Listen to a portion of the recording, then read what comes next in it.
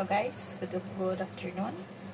Maglinis daw ako na ngayon ng aircon dito sa pangalawa kong amo.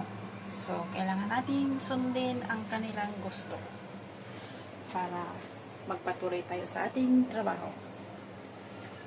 Hindi ko kinahiya kung ano man ang trabahong mayroon ako. At least ito ay matatag. At hindi ako nang scam ng tao. So, okay. Maya-maya, i-live ko yun mamaya kung kaya kong i-live. Okay? Kasi, para makikita nyo kung ano ang ginagawa ko. Okay?